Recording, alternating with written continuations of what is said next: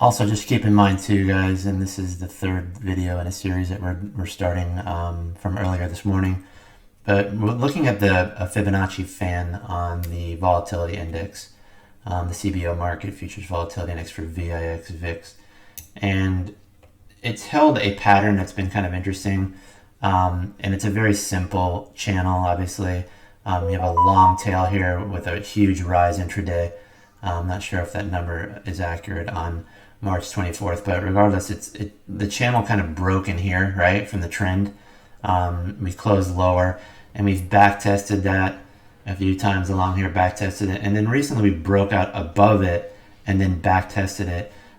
We are seeing lower prices, but we really haven't back tested the lower part of that wedge. So now it's becoming less important, this line here, and now we start to move into this Fibonacci fan transition that I look at. So if we look at the fan here, you can see how we kind of cycled through, and then once we broke down, we touched the lower fan area, right? And we couldn't get up to the upper area of the fan, which obviously meant there was more weakness ahead. And then we tapped 3 times with a close right on the line, and we held it, and then we fired back to the upside. We couldn't get back in this upper Fibonacci channel, and then once again, more weakness, and then we pulled back, and we couldn't get back up into the upper channel again here.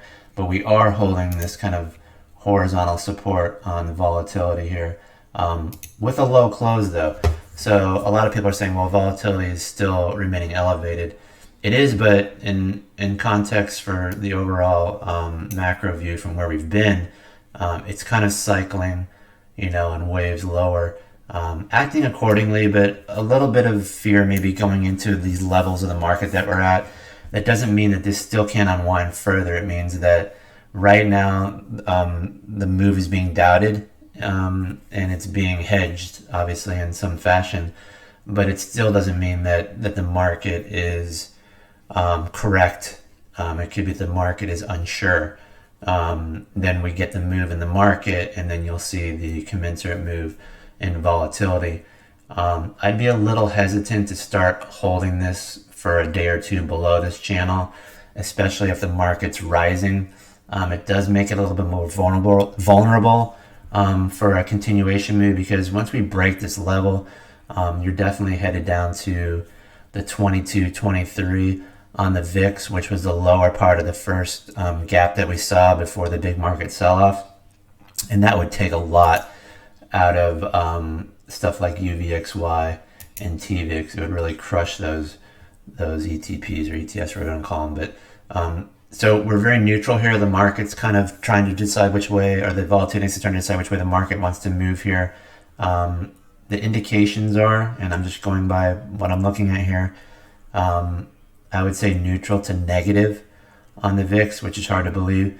But we'll know more, obviously, on Monday and Tuesday, with those being crucial days, based on what we talked about before in the prior videos. But so far, volatility is still feels like it kind of wants to fire out of the gate, but we've seen some false starts here before, and if the market continues to power up according to what we're looking at technically, and like I said, we'll know more Monday and Tuesday, this will start to pull back.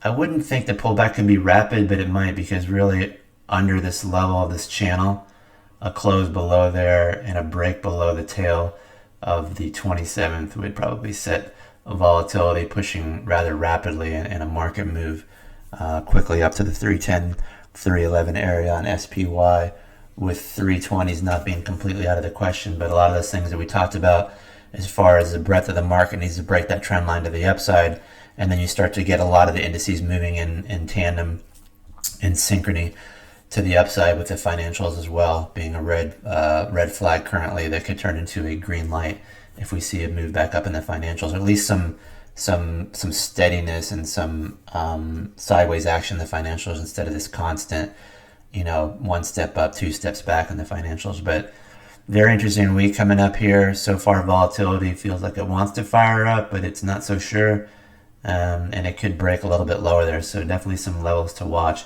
If we start to spend, an hour or so below 27 on the volatility index, you can expect the market to start ramping to the upside, unless we get a head fake. But we'll know more on seeing how we close out on Monday.